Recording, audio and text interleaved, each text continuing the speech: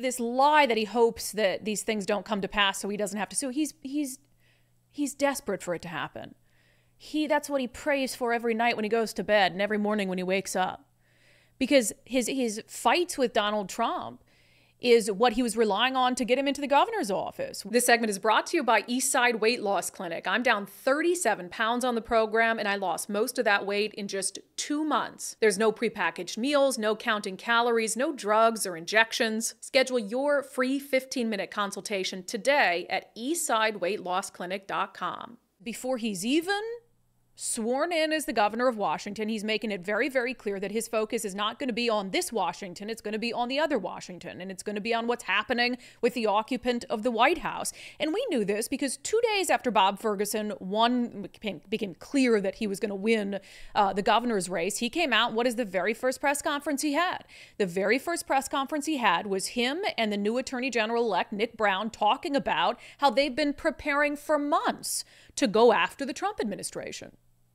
I want those Washingtonians to know that the Attorney General's office has been preparing for quite some time and feel prepared to defend their freedoms and protect their rights.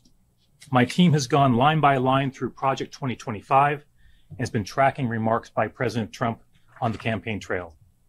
You know, to be blunt, what is in Project 2025 and Agenda 47 constitutes an assault on reproductive rights, healthcare access, environmental protections, to name just a few. My approach is sort of not to seek an adversary relationship. I hope to God, okay, I pray that the things we're talking about don't come to pass. Wonderful, okay, wonderful. If this team never has to file a single lawsuit against Trump administration, no one will be more happy than me. Insufferable. Absolutely insufferable, pretending like he's going to cry over Project 2025 and how it may or may not impact the state of Washington. And this lie that he hopes that these things don't come to pass so he doesn't have to sue. He's desperate for it to happen. That's what he prays for every night when he goes to bed and every morning when he wakes up. Because his fights with Donald Trump is what he was relying on to get him into the governor's office when he fought the Trump administration and bragged on the news every single day about how he'd sued the Trump administration again and pushed back and fought back against the Trump administration. And then, you know, he saw it work because he won by double digits despite all his faults. And he's now going to be the governor of Washington State, probably for as long as he'd like to be, because we have no term limits and I don't see Democrats ever ejecting him from that seat. So now he's saying, okay, well, gosh, you know, hating Donald Trump and having beyond TDS got me to the highest elected position in the state of Washington. And so now where do I go from here? Because we know that he's driven by political ambition. So of course he's going to do what Jay Inslee did. And at some point he's going to try to run for the presidency. And he's hoping, okay, I'll do the same thing that got me to the governor's office and I'll just go after Donald Trump. But it's much more, you know, nefarious than that, obviously, because I'll get to Project 2025 in a second, because there's a new wrinkle in this that just makes it even more unhinged. It's more than that, because what does obsessing over Donald Trump allow him to do? Obsessing over Donald Trump allows him to ignore the much more difficult, real crises that are unfolding in our state right now. If he can successfully, we know Donald Trump is very unpopular in Washington state. He lost by quite a bit here. We know that if he can gaslight people into believing that Donald Trump is the bigger, more important fight, and that it's the fight he needs to take on as governor, that he can gaslight them into ignoring the crises that are actively killing people on our streets. Increased drug overdoses, increased crime. The homicide rate doubled since he became Attorney General. The lack of affordability, the homeless crisis that's out of control. So it's more than him just saying, okay, my political ambitions are being fueled by fear over the orange man bad, right? It's more than that. It's about, and this is also a very convenient scapegoat, so I don't actually have to do the things I promised voters I would do when I was running. So I don't actually have to be the moderate I pretended to be when I was running for governor. So I don't actually have to be the one to try to actually solve a homeless crisis that's been worsening for 15 years. Because that stuff's difficult. Me holding a press conference and faking tears about Donald Trump and the danger of Donald Trump, that's much easier for me to do. Now, how far is he willing to take this TDS on steroids. Well, he just announced, good for the love of God, this is so embarrassing. Fox 13, Washington Governor-elect Bob Ferguson announces subcommittee to fight Project 2025. It says Washington Governor-elect Bob Ferguson announced on Monday that he's creating a subcommittee in his transition team with the sole aim of fighting Project 2025, which they expect will be put into motion by the Trump administration. Ferguson's committee will be co-chaired by Planned Parenthood Alliance advocates, CEO Jennifer Allen, and King County Council member Jorge Barone, who formerly served as executive director of the Northwest Immigrants' Rights Project from 2008 to 2023. So it's the job of this subcommittee on his transition team, specifically to, in the first 100 days of his administration, to look at ways that they need to fight back against Donald Trump or try to prevent any sort of harms caused by Project 2025. I swear to God, this is, again, the TDS isn't even the word for it. I welcome your recommendations, your suggestions for what the word for it is. A mental health crisis? I don't know. It's so bad. And the thing is, it's so embarrassing to me. You know, you get secondhand embarrassment. Like, I'm secondhand embarrassed for the state of Washington to have these be the headlines that are coming out about our incoming governor when we have one of the worst homeless crises in the nation, when we have one of the worst overdose crises in the nation, when we have business growth here, new business growth that is far behind the rest of the nation, when we have an affordability crisis, a crime crisis. And this is what our governor-elect is focused on. And he would say, I don't even need to reach out to his team because I know what they'd say. He can walk and chew gum at the same time. He's focused on a lot of different things. Yeah, but what is he having press conferences about? What is he actively seeking attention about? It's these things. It's the Trump things. You know, it's like when he was attorney general and I would sit down with him and do interviews about his latest lawsuit against Donald Trump. And I would ask him in those interviews, you know, some people see this as political in nature or a waste of time for the office, or you should be focused on other things. And he would say, and I quote, a million times, he said this quote a million times, nobody said that when I twice sued the Obama administration. Yeah, you sued the Trump administration dozens of times. And when you sued the Obama administration, you didn't come out and have these big pomp and circumstance announcements and press conferences. You did it quietly because it wasn't politically advantageous.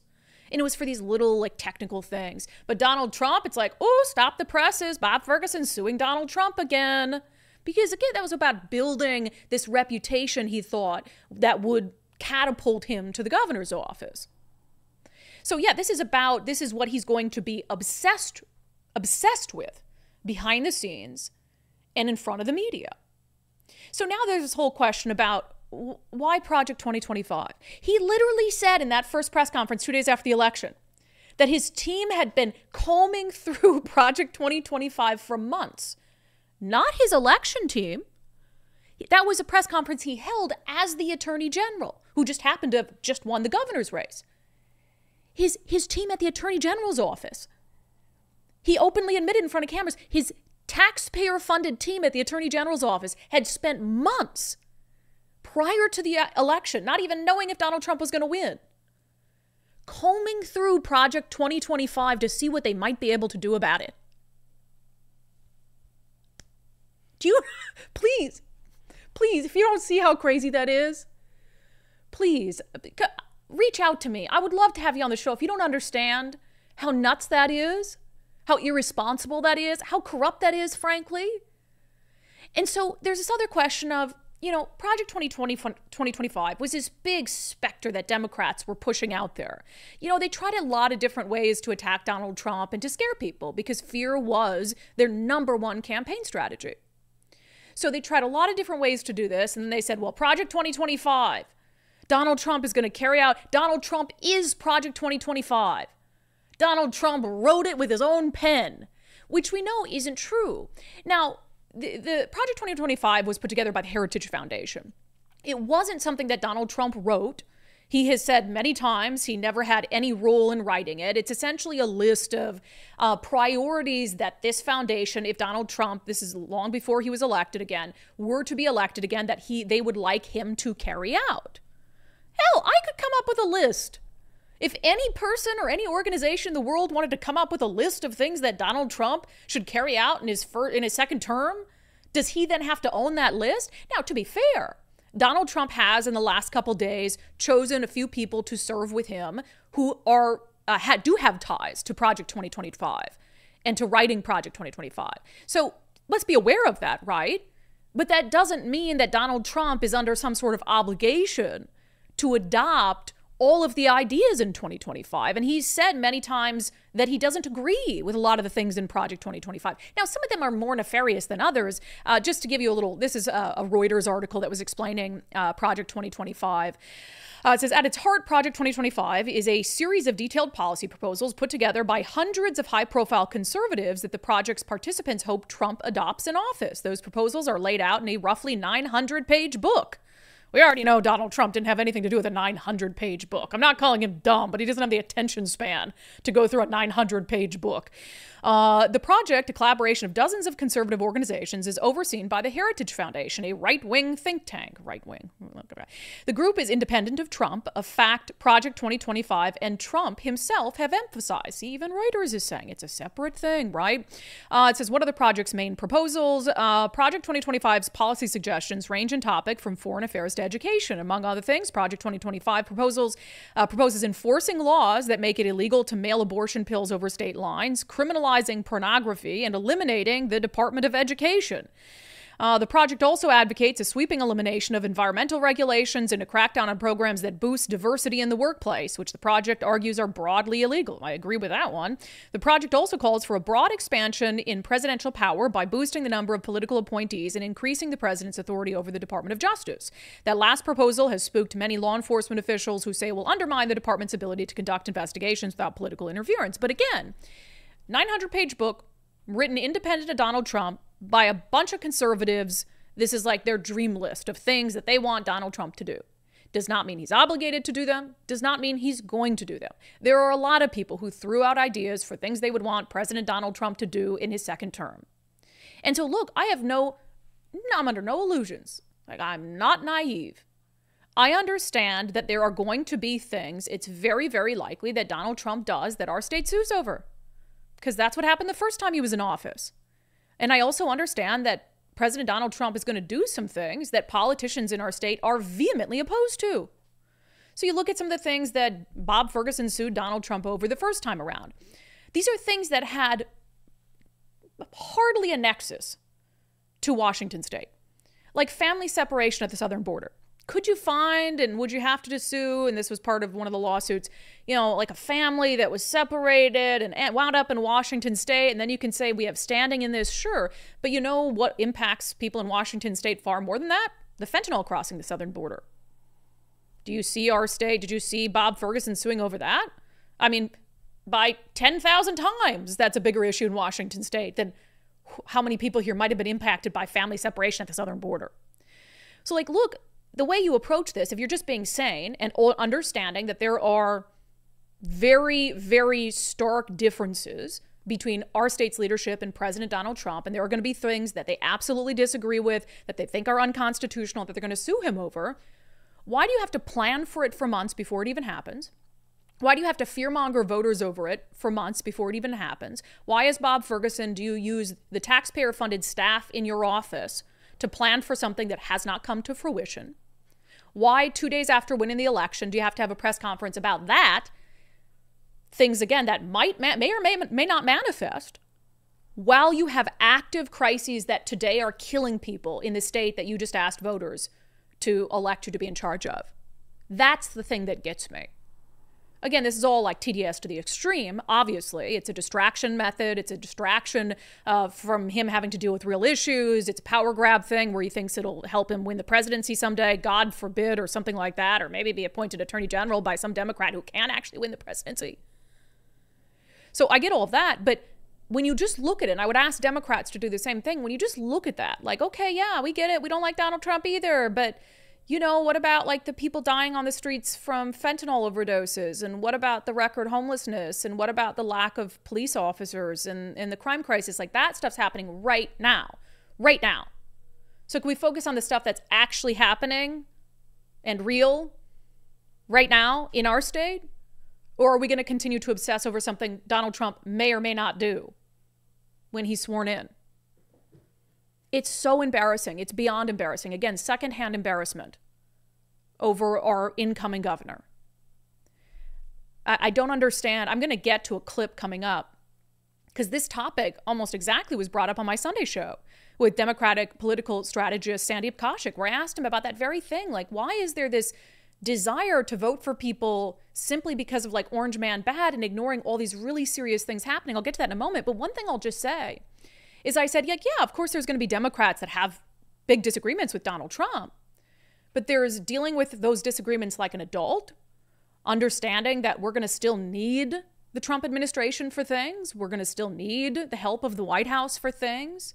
And that working together is the best way, when possible, is the best way to actually serve your constituents. So you can do it that way, or you can go the way of AG Bob Ferguson, where he's got his gloves on immediately and he's ready to fight before he's even tried to cooperate with the Trump administration.